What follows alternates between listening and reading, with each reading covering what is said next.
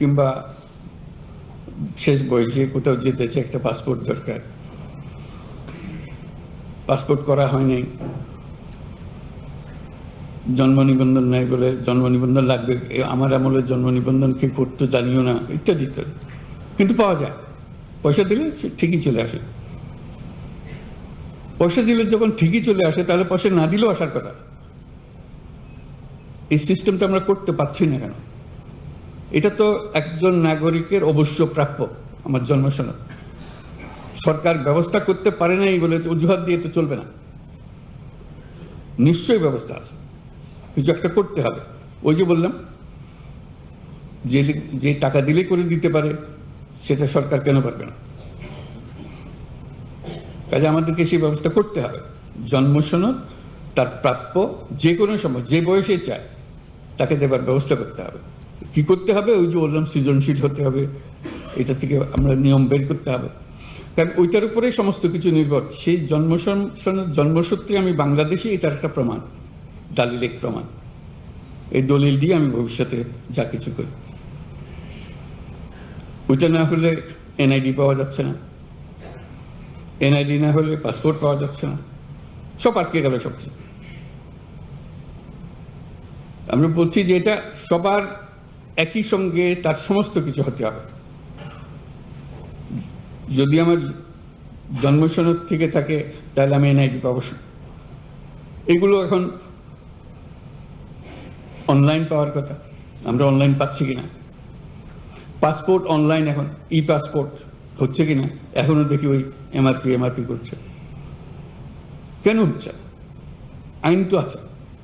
আমি বলছি রাতারাতি সব হয়ে গেছে, এটাও আমি আশা করি না। শুরু তো করতে হবে, সে কথার কাজটা করা, যে আমার এখানে আমার জেলাতে এমআরপি আর হবে না, এখানে সব ই পাসপোর্টে নিয়ে যাবো আমি।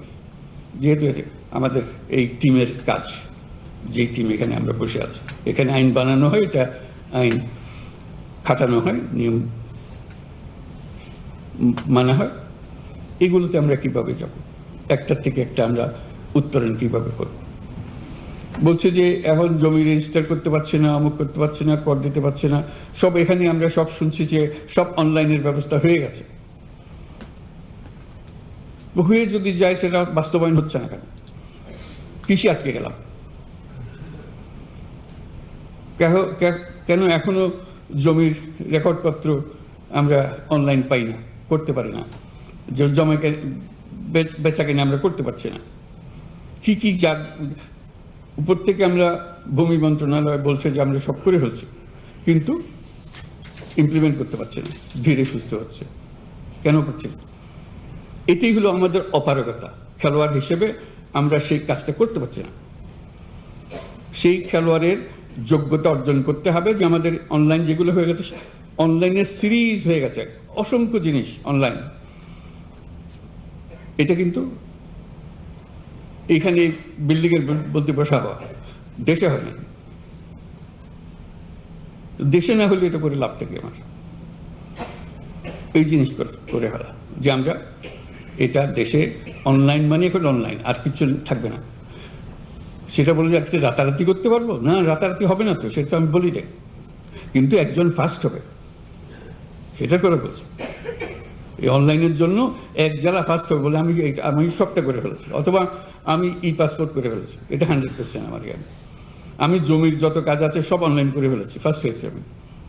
এটা তো হতে পারে, আমি সেকেন্ড হতে পারি, থার্ড হতে পারি, আমি লাস্ট হতে পারি। হবে না সে কথা ঠিক না। যাদের মধ্যে হয়েছে তারা কে কোন স্তরে আছে, এটাতে আমার যোগ্যতা, আমার কৃতিত্ব। এই বয়সে আমি দেশের এই টিমের, গভর্নমেন্ট সরকারের টিমে যুক্ত হয়ে কি কাজটা সমাধান করে দিলাম, আমার কন্ট্রিবিউশনটা কি? একটা হলো ঠিক আছে আমি করে ফেলেছি, তাদের বুঝ দেওয়া দরকার, বুঝ দিয়ে দিয়েছি, সেটা এক জিনিস। একটা হলো আমি কি করেছি বুঝ দেওয়ার বাইরে, যেটা আমার থেকে হোক, সে আমিটাকে আবিষ্কার করা, অর্জন করা, সেই জিনিসগুলো না, সেগুলো হলো চ্যালেঞ্জ, সেগুলো হলো আজকে সেই সুযোগ। এখানে কারো রক্তচক্ষুর কারণে, কারো ধমকের কারণে কোনো কাজ করার প্রয়োজন নাই, অন্তত এই সময়টুকুতে। আমি নিজের মতো করে যেটা আইন, যেটা করার দরকার, দেশের জন্য যেটা করার দরকার, সেটা আমি করব। সেই কাজে আমি ব্যস্ত থাকবো, যাতে আমি করতে পারি। আরেকটা বিষয় বলে শেষ করবো, বেশি লম্বা করবো না।